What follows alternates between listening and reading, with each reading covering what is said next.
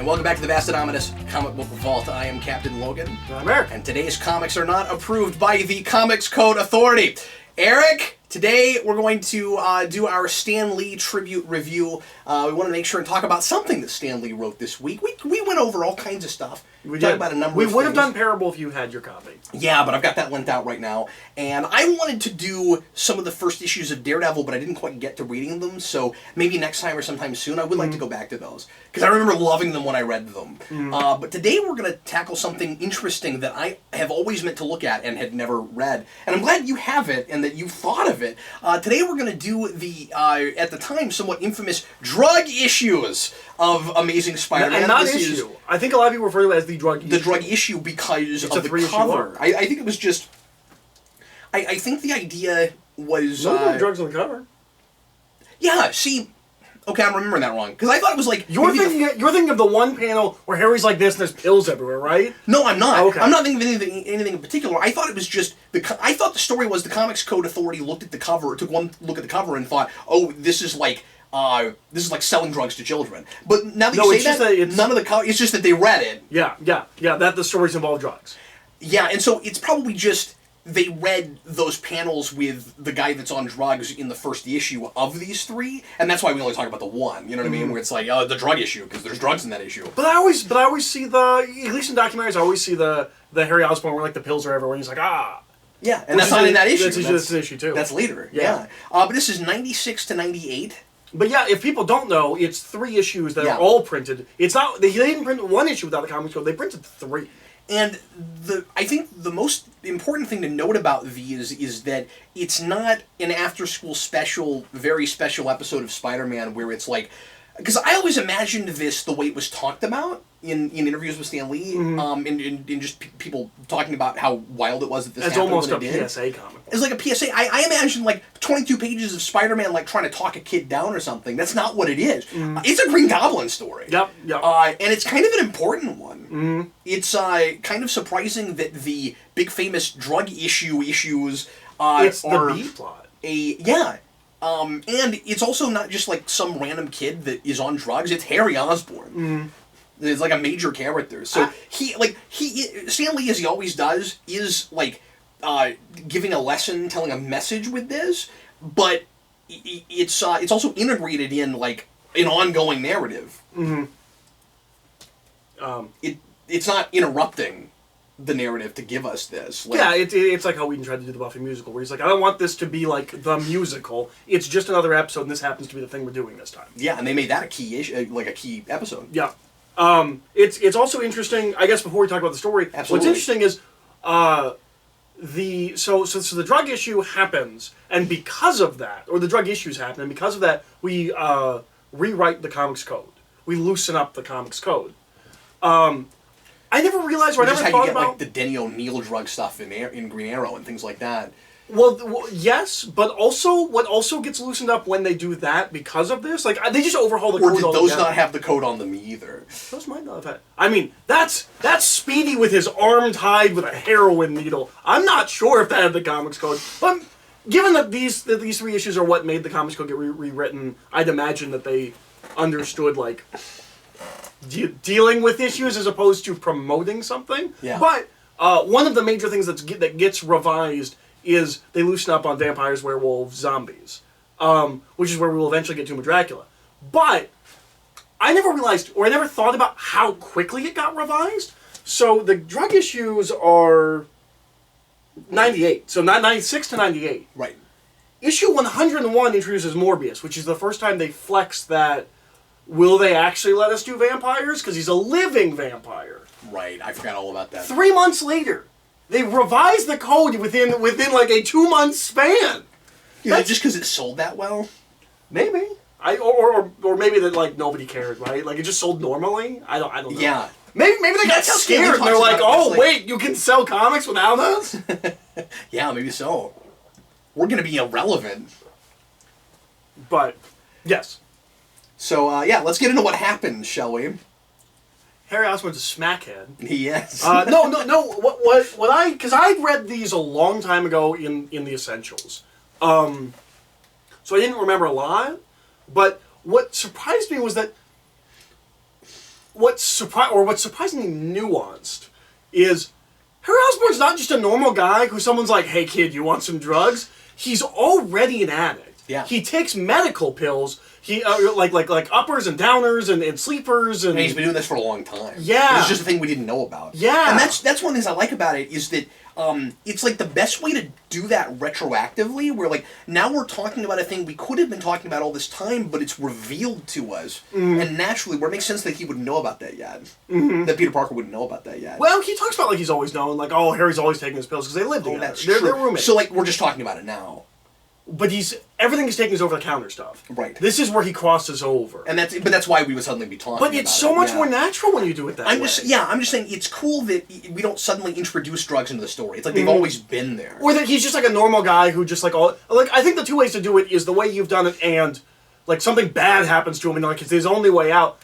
As opposed to I'm not gonna say these are realistic, but a more realistic depiction, which is, well, he's already used to taking pills. What about some more pills? And also, it's becoming too commonplace and considered like a normal thing to do by a lot of people. I like that Stanley in this addresses, and in 3 issues that are still entertaining and fun superhero fare and have great action and all of that. Some of the best Green Goblin ever looks. Like I discovered I really like Gil Kane's art. Yeah, that was the big thing. That was a big takeaway for me. I couldn't have told you what Gil Kane looked like, and then I was like, oh yeah, so this is wonderful. Yeah. But what I was gonna say is, Stanley manages in good superhero fare even to tackle both major issues of these kinds of drugs, which is like the commerce side of it, like pushing them on the street and black market, and what it does to people. So he talks about all of that. Well, and the social stigma of it.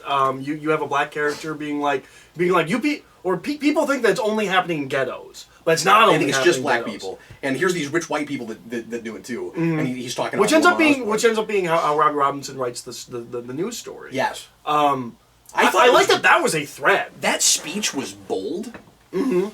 Like I was really impressed with Stan Lee for writing that. And I liked how human him and Jonah are. Like. Oh yeah, that part too. I'm just talking about the speech with the black guy. Oh yes. I just thought that was a really bold thing to do, to be like, it's not just Oz. Yeah. And the reason the reason it looks like it's, or like the reason it's affecting like urban environments and the black community in urban environments is because these poor people are more susceptible. It's not because of what they look like; it's because of the situation they find themselves in. Yeah. No, and that's And so, not only is Stan Lee willing to tackle an issue that like he might, you would think he would be scared to tackle, and that comics wouldn't usually talk about, he understands it. Yeah, he talked about it more intelligent than you would expect. Right. Yeah. He at least to some degree understands it. Yeah, because sometimes you look at Spider-Man comics, like, does he know how planes work? Does he know how travel works? Yeah. You can just go to Florida in like 2 hours. Okay. I guess all old comics. And he can look a little out of touch as a guy in his 40s and 50s. There is some of that with the dialogue. Yeah. There is some of that with the dialogue in these issues. He's not in high school anymore, but you know what I mean. Like, he's in college. He's at ESU at this point. But like he's trying to write about the. You remember the whole thing where Aunt May's out of touch and she says hap instead of hip and she's gonna be a swinger. She's gonna be a slinger first. A slinger. He corrects her. No, he doesn't correct her. He corrects on something else. And then he's like, I couldn't be bothered to tell her that it was swinger. Oh, is that what it was? Okay. Yeah. He corrects her in his mind. Yeah. What's the other one? There's it's another hip one. and hap, and then it's slinger and swinger. I just said that. Yes. But yeah. Boy, Aunt May is gonna be a swinger. It's hilarious. I mean, I guess that gets you to Doc Ock. Yeah, Mary Jane's aunt is way less of a jerk face than she is in the cartoon show. Yeah. So I always just remember her as the worst person. And then Peter Parker's like, well, she's been such a good thing for Aunt May. And I'm like, oh, I've never experienced this. No, she was the Aunt Nell of the Spider-Man show. No, what's weird about how they chose to use her? What is it with superhero shows and ants? Yeah, but what's weird about how the '90s show chose to use her was that in the comics she's the one that was always trying to set Peter up with Mary Jane, in that stretch where like we keep not seeing her face. Yeah, and in the show it was why are you hanging out with this loser and he's bad for you and it's the most human I've ever read Stan Lee's Aunt May, where she almost felt like a person. I was like, oh, like okay, even he was getting away from this. It read like the first time she's ever left her house in the series ever. It's probably not true, but it read that way. A little bit. I should mention it was a little bit odd and interesting jumping to these issues after Dan and I, it's been a long time now, but Dan and I were going through these, and we got through the first like 12 or so in page by page, and then we never got back, we just haven't had time to get back to it. And so I skipped from that to this. And it was just really interesting seeing how Stan Lee's style has changed and improved. He's so much less wordy. Yeah, that's right. So I've always kind of had a spy relationship with the Lee Romita stuff. Like I've read some of it, but not all of it. But I've read all of Ditko once or twice. I started a lot. I get through the first like 15 a lot. But I don't go to the Romita stuff. So you've read that silly Dr. Doom issue a lot. It's really bad. But sometimes I skip it. It's so funny though. But so the Romita stuff is stuff I'm less familiar with. It's interesting how different it is. Like if you read the Ditko stuff and then you were reading this Romita stuff, you could almost think it was a different writer. I feel like it's... I mean, I guess Stan Lee's gotten better as a writer, is obviously what's happened, but, like, it's so much less wordy, it's so smoothly paced. Yeah. It feels more effortless. Yeah, it's... it also feels like he's communicating more, which, I mean, that's not entirely his fault when it comes to Ditko, but, like, it feels like he knows what's happening in the pages and not guessing. Which sometimes in the Ditko stuff, like it feels like he's in guessing. tandem. But that's because he and Ditko were talking for some of that, yeah. There's a big mess up in the Master Planner. Or is it the issue before the Master Planner? Anyways. Oh, where one thing is happening, but Stan Lee is interpreting it wrong? Yeah, there's minions that Ditko puts there to set up the next issue that Stan Lee just thinks he, like, misdrew or something, and just writes as just, like, the minions of that issue. And it's like when you read them back to back, it's very apparent that Stan Lee misunderstood the art. Do you want to talk about the Green Goblin stuff? Yeah, I want to get into some of the nitty-gritty of that. Yeah, why don't you start there? So the Green Goblin stuff is weird. So at some point previously, I believe it is the Spectacular Spider-Man one-shot, the black and white ones that later get reprinted. I think that's the last time we've seen Green Goblin. Is that where it is? Okay. Yeah. And, like, he has amnesia. He has amnesia. But it's... He opens a door, and there's something behind the door that makes him remember that he's the Green Goblin. Yeah! It also does that classic thing of, like, because this is what we're doing this time, we have to talk about it. So, like, if you read, like, maybe Norman Osborn's not in the preceding issues, but, like, it's just like all of a sudden he sees Norman Osborn, he's like, oh yes, he's my greatest enemy, and at any moment he can remember that he knows my identity and that he's the Green Goblin. I just assumed he hadn't seen him in a long time. Maybe. Well... So Gwen's in London right now? Yeah. This is when Sin's Past happens, where Norman and Gwen have a kid. Uh-huh. That happens right before these issues. That's weird. Oh no! Yep. That's canon. He doesn't mean Stan Lee wrote that. He means retroactively we said that happened. That's JMS. JMS. Yeah, that's not entirely his fault. What was he doing? Oh, yeah. But anyways... was that part of the same kind of... like, stupid editorial mandates that he was given when he did One More Day? Or? I mean, his original story wasn't much better. He wanted to be Gwen and Peter's kid, and he wanted to do, like, a responsibility thing, where, like, they have these kids that he didn't know about, and editorial said no. Still better than that, though. So then it became Green Goblin and Gwen. Anyways, but so Norman Osborn just opens this door. Also, don't get me wrong, I wouldn't want Peter Parker to have an illegitimate child, but... It's better than Gwen having an illegitimate child with Norman Osborn. Also, Mary Jane acts in this. Yes. I thought that was something we added to her later. I didn't realize that we start with that. I thought that too. Which and with there's a kind of callback to that or foreshadowing, however you like it, in the volume of Ultimate Spider-Man we're going to talk about today too. And I thought it was kind of interesting reading those back to back. Yeah. I always thought she became a model, and then she, like, we just naturally was like, well, but, like, a model's not, like, a real career, so, like, she's also going to start becoming an actress. I didn't realize it went all the way back to Stan Lee. Norman Osborn becomes the Green Goblin again.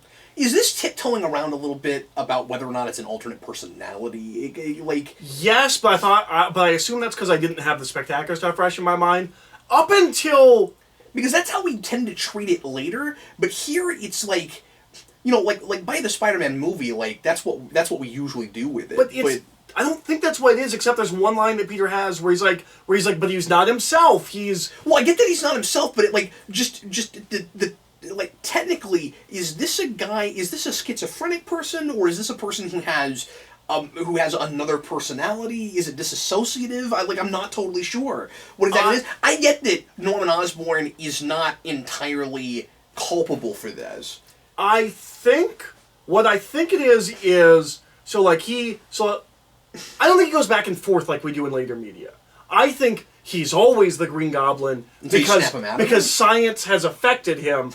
And then because science. What has science done? and then when he gets conked on the head or whatever happened to that spectacular issue, he loses memory.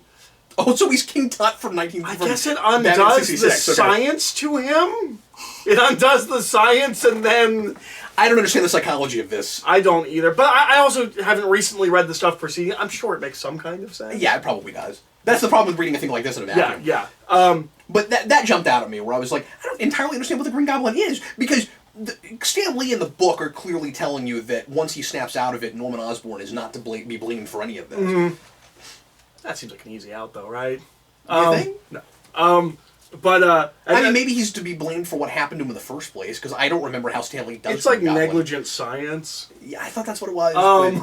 I've seen like 16 different origins for the Green Goblin now, and they all run together. So in the moment, I might not remember everything. And then the Green Goblin shows up, and he pumpkin bombs the hell out of the place. That's right. Mm-hmm. And one of my favorite bits is when Spider-Man goes, "Oh no, he's got his bag! He's got his satchel! He's gonna pull stuff out of it!"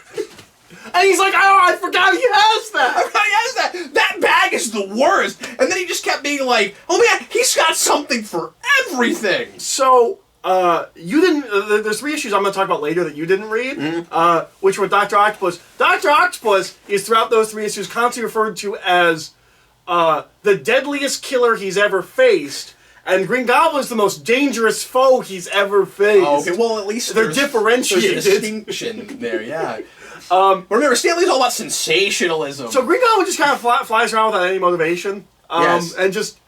He has a thing. I love that he sets up, like, I have this thing that's going to make you lose your powers. And Spider-Man's like, no, don't do that. And he hits him. It's just his ability to stick to things. Yep. I don't know how that works. Like, and that's all it does? It takes that away somehow? Is it just an anti-adhesive thing? No, my guess would be it'd be like a medication that, like, blocks out, like, part of your biology or something. That's right? weird though, because usually we play the spider powers like it's all or nothing. Yeah. And so I thought maybe it was more like something that just made it so that whatever his sticky stuff was, like, doesn't stick. He says, right. but I want to say Peter says something where it's like, but thank God he mist or something, yeah, right? Well, I think Peter says something like, thank God he didn't have enough time to figure out how to get rid of my other powers. Like, there's a line like that somewhere. Yeah. So I assumed it was biological in nature. Also, it was he does science. Yeah, so. most of his stuff is that way. Well, yeah, but an anti-adhesive would still be science, Eric. I guess so. But he's very into he's very much into chemicals that are going inside of people. I think is really the Norman Osborn it's field genetic of science. engineering usually. But yeah, no, his motivation is screw with Spider-Man's head and make him think that he's going to out him. Yeah. Because the thing Peter Parker is worried about all 3 issues is he knows my identity, he knows my identity. One of my favorites that's just like classic, like we have to recap the audience, is when he goes, I almost forgot that he knows my identity, and at any moment he can tell everyone. He's dealing with enough stuff, I could see that. Yeah. Just like in the moment. Oh, yeah, that's right. I gotta be careful about that. Because remember, he's the only man alive who knows. Right. Which I don't think is true. It's probably not true. I don't think that's true. I could be wrong, but I don't think... I mean, at least Doc Connors knows. We know does Doc Connors know at this point? Maybe he doesn't. Maybe he does. Maybe I'm wrong. Yeah. Not super familiar with the Ramita stuff. Having not read all this and having not read some of the stuff I have read in a long time, I don't want to assume that I know better than Stan Lee does in his own book. Sure. But he was also writing like 5 other books. Yeah. But I thought the resolution was hilarious. are you talking about just the whole, like, every time he sees Harry Osborn, he runs away thing? No, I'm talking about that Peter makes the Goblin look at Harry. Yeah. The Goblin goes, "Oh no, my son!" Yeah. And then Peter goes, "The day is saved. Now he'll be too busy taking care of his sick son that he's never cared about before to bother me or telling on my secret identity." Yeah, that was weird, but I mean, at least... And like he's like, "I just won't have to worry about this anymore, or at least for a while." I'm like, really? Yeah, somehow he's sure that that's going to snap him completely out of the Goblin persona and he's not going to go back to it. I was really confused by that. But at least you can sort of call it ingenuity, I guess, where it's like, well, earlier he saw him see his son and fly away. And so he's like, well, if he sees his son, then he's going to get all wigged out. But why didn't he just leave again? Well, it's weird because it doesn't play like a split personality. It seems like just the Green Goblin's like, "Oh no, my son, I must take care of him." No, but you say that, but to be fair, like, that's the only thing that ever begins to snap him out of it, where, like, he's... I'm not saying it really plays like a split personality. I am confused about that, but I think he's trying to play it like a little bit of Norman is seeping in. He's just not really communicating it that way. Oh, see, I assumed it was kind of like Drac at the end of Castlevania, where he's like, "Oh God, my son." What if, like, I assume it's still the same guy. It's just getting through to him.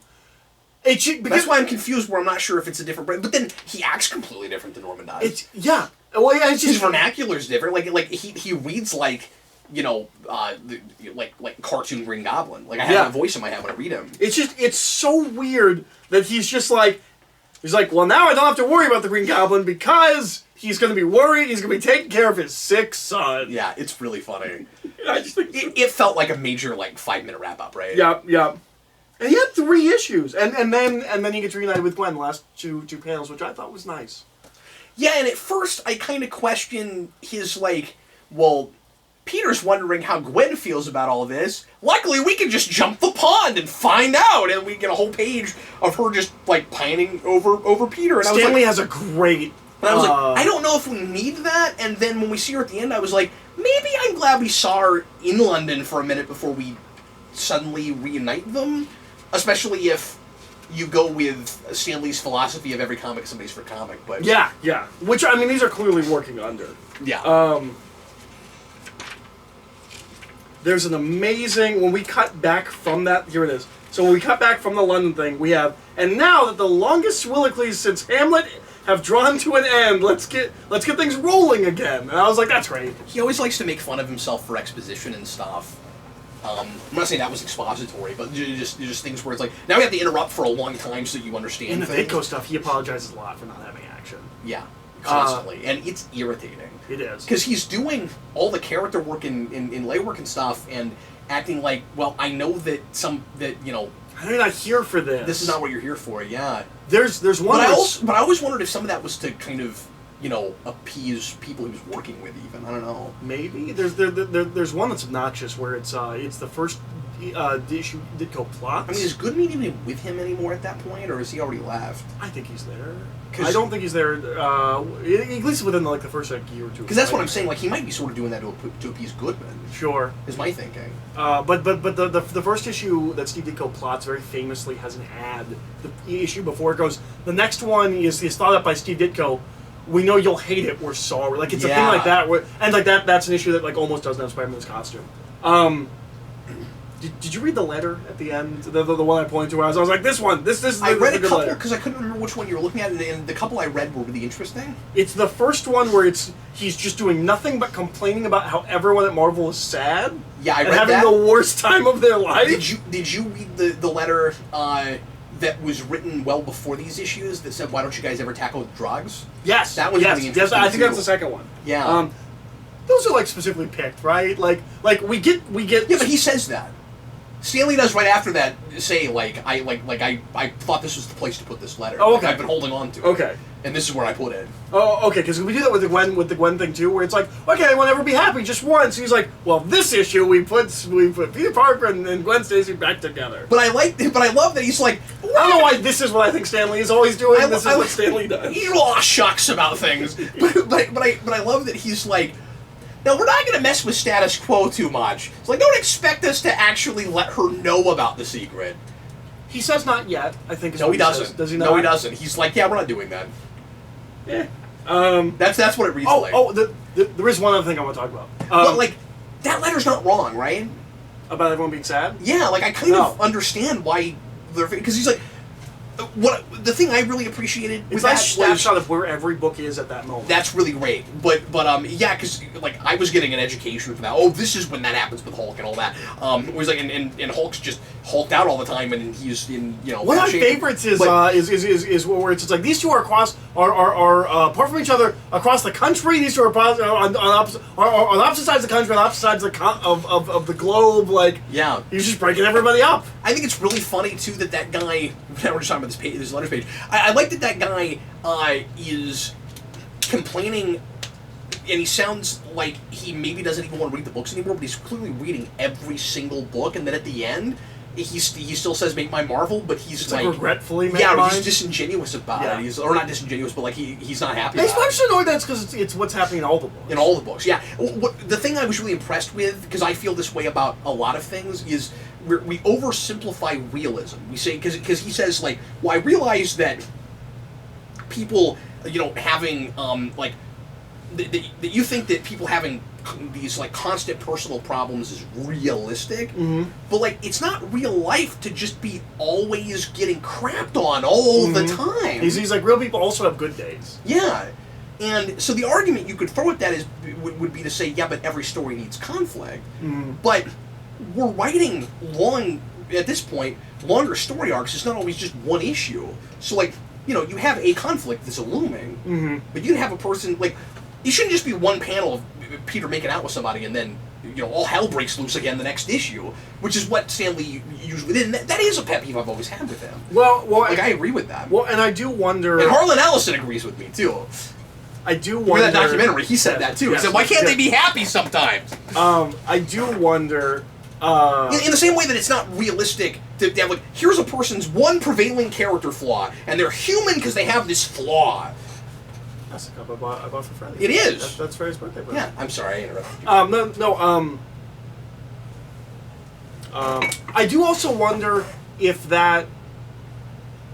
How long it's been... Because he makes it sound like he goes, what if you just for a year had everyone be happy? And I was like, I want to know actually how long everyone's been sad. Because, like, I have this theory that it's like 3 months. Where, like, it just so happened that, like, for like 3 months everyone was real sad. Because like that guy's not asking for no conflict. He's just asking for no, or not no conflict. He's asking for them to be happy in their personal lives. Yeah. It's like just briefly, just for a little bit, that everybody be happy. You can still have internal conflict and people be overall relatively happy. We're talking about people constantly in like a wrist-slitting depressed place. But I kind of wondered, because you're reading these month to month, and like the way time works when you're younger, I kind of wondered. I was like. What if it's just like 2 or 3 months that like everyone's been sad like all at the same time? And he's like, forever they've been sad. Just give them a year where they're happy. But there's one more thing I want to talk about in this story. There was something else I wanted to ask you about too. Okay. So, whichever one of us wants to start, go ahead.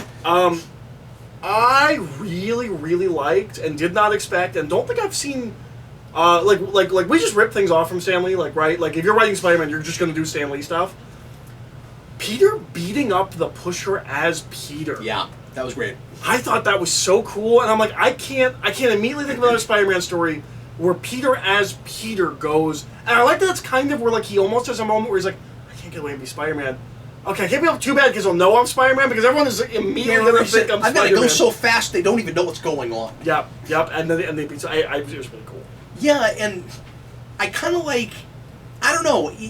Like, I, as the reader, I'm a little bit conflicted in that scene, and not because I'm criticizing it, but where I'm like, is Peter right to be, like, that entitled? But these people deserve to be beaten up right now. I mean, I think, critically, you can very easily say he is in an emotionally heightened state and he's not in his right mind. Absolutely, yeah. Well, what I'm saying is, I don't know if he's actually right about what he does. Yeah. But I also don't know if I'm supposed to think he is. But that guy's also a kind of a cartoon character, the Pusher guy. Oh, no, I also love that he just walks in, he's like... No, but Peter's there to punish that guy. Yeah. But I love that guy walks up and he's like, hey, have you seen Harry Osborn? I'm just... Like, he just has one client, he's just circling to see Harry again so he can make him pay for drugs. But, like, I don't think...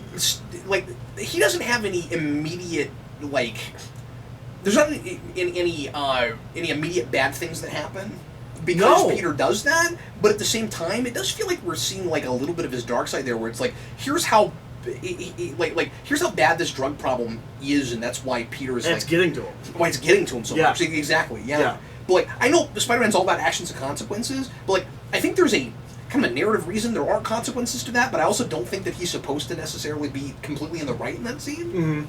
No, I think it's a really interesting. You talk about nuance. I think there's a little bit of that there. Yeah. No, I agree. There's a lot more going on in this There's a lot more going on in this that's not spelled out than I would expect in the Stan Lee book. And it's also not, like, all totally resolved at the end. It's not like, and Harry's learned his lesson and he'll never do this again. No, he's in a bad, presumably in some kind of, like, weird drug coma. Yeah, it looks like we're going to continue to talk about this. I also didn't think the drug use thing was as wackadoo as I've heard people describe it. Yeah. Where they're like, Stanley's never done drugs. I'm like, yeah, I don't know, like it's a little PSA-y, but it's not so far removed. It's also not entirely... It's also not about what exactly the drugs do. Yeah, they're just pills. Maybe you could make the argument that it should be, but like I feel like the stakes are there. Like I can tell how awful it is for the people taking them, but what I mean is we don't get in anybody's head where it's like here's the hallucinations they're having, or you know that kind of thing. Like it does feel like the way Stan Lee tends to handle science, where he's like, I don't know anything about drugs, so I'm not going to pretend like I know what's going on. And he's always been open about that in interviews, where he's like, look, I don't know anything about drugs. I think it's interesting that he didn't... Which is why the Ant-Man joke's very funny. And it's probably smart, but I think it's interesting that he didn't feel the need to bring up Mary Jane as a drug with Mary Jane in the issue. I bet you Stanley doesn't even know that. Okay, but the letter that was written about that brings up Mary Jane, but doesn't talk about Mary Jane, the character. It just says Mary Jane. So I'm like, okay, well, he read that letter. It's in there. Interesting. So, like, he has to have heard that before. I guess so. But anyway, that was the... the thing I wanted to ask you about is Mary Jane's kind of awful, right? Yes and no. Okay. I mean... Not having read the previous stuff... She's more than a little manipulative, right? She is, but not having... Well, okay, so there's a whole thing with Mary Jane. Like, I get, like, she's not... Why, now that Peter's there and stuff, that, like, she's not really interested in Harry and she's kind of stuck with him right now and stuff, but, like, just the way she's, like, playing them against each other is... Well, the way it comes not off a good thing. Is to some degree where she's just, like, I'm not with anybody. Like, I'm just... We're all having a good time and having fun. Well, the problem is, it seems like Harry wasn't aware of this. So I think if you went backwards and saw... But the way it reads is that, or at least the way Harry interprets it, but it seems like this is the way it is too, is that, like, she led him on anyway to think that they were exclusive before Peter's in the picture again, and now it's like, well, now that Peter's here, I'm just messing around. But the problem is, she makes it sound like she's intentionally trying to make Harry jealous, it seems like. It does, but I don't have the context of the issues before this, because I do know when Mary Jane first comes in the picture, she's going out with Flash one night and Peter another and Harry another. Like, she is not about being in relationships. Yeah. And she's very open about that. So it could be that Harry... Well, she does have that line where she's like, I'm not your girl, I'm my own girl, and that's the way I like it. Yeah. It's possible, in this story I agree with you, it's possible if you read the stuff around this, Harry is lying to himself. You know what? And that Mary Jane is with him because it's kind of fun right now, but like they're not going steady. They're not together. You know, and he's like, but you're my girlfriend. I say it's manipulative, and she's trying to pit them against each other. Maybe that's what is happening, but it's not intentional, and she doesn't get that. Maybe in her mind, what she's doing is kind of trying to let him off easy, where she's trying to or trying to like get him to get a hint, because she knows that if she just... Like, he's obviously a guy that would blow a gasket. Like, if she just goes up and says, I don't want to date you at all, then he's going to lose it. So she's getting, like, all over Peter to tell him, like, I'm just interested in guys in general right now. Like I'm kind of playing the field. Maybe that's what she thinks she's doing. Like, maybe it's benevolent. Maybe. Stanley's also not great at writing women. Yeah. Well, because, like, immediately, I would think that Mary Jane would be smarter and suaver and would understand how that would come off. But maybe that's what Stan Lee thinks he's doing. Also remember Mary Jane, although I think this is actually retroactive. Maybe this isn't in the Stan Lee stuff, but at least retroactively, Mary Jane is very broken because of her family, and all of this is a put on, and like I can understand her not fully understanding, or like almost. It's gonna sound cruel, but not cruelly, but like almost like, look, I got my own problems. Like I can't worry what other people feel. You know, maybe This is an overcompensation. Yeah. Sure. Real quick, the other thing I wanted to mention is and I know you don't have this, but for Peter Parker dialogue solely, I hear Stan Lee in my head every time I read it.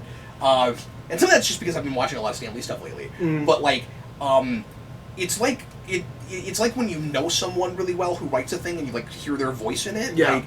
Like, the way he writes Peter is like the way he talks. It and then is kind of. Other characters, I don't have that at all. I even have it less with Jameson than I do with Spider-Man, which is weird. Yeah. But anyway, Yeah. that was the thing I had here that I haven't had before. But that's probably just because of, obviously his passing recently and like going back and looking at a lot of Stan Lee interviews. But, Yeah. But anyway, so that's our Stan Lee tribute review, talking about the drug issues of Amazing Spider-Man. I enjoyed that. Those drug issues. Yeah, that's right. I enjoyed that immensely. Me too. I've got issues, but not those kind. Not the drug issue kind. Eric, on another vault this week on the Omnibus, a little bit later, is going to talk about some more Stan Lee Spider-Man. Yeah, from a couple this issues earlier. giant volume. So look forward to that. And that stuff I've read before, but didn't read for this. So I'm going to let Eric do all the talking there. It's 88 to 90. And that's the death of... It's the death of Captain Stacy. Captain Stacy stuff. And we're going to be I did doing... bring the album story, a Dr. Octopus story. Cool! Yeah. Right now we're going to go on to Ultimate Spider-Man. And so the next vault, we're going to do 3 vaults this time. But we're going to do another vault with Ultimate Spider-Man. 3 vaults this time. So I want to do a little jig. So, and that's going to be interesting because that is the death of Captain Stacy in that version. Which is why I chose to read those 3. Right, so we're going to tackle it first, and then we're going to go to more Amazing Spider-Man, and I'm going to talk about Bruce Wayne Fugitive and some other things. So look forward to that, and thanks a lot for watching, everybody. We will see you again soon, and if you're watching in the playlist, just keep it going. We'll see you again in just a couple of seconds. I'm Captain Logan. And I'm Eric. See you later, folks.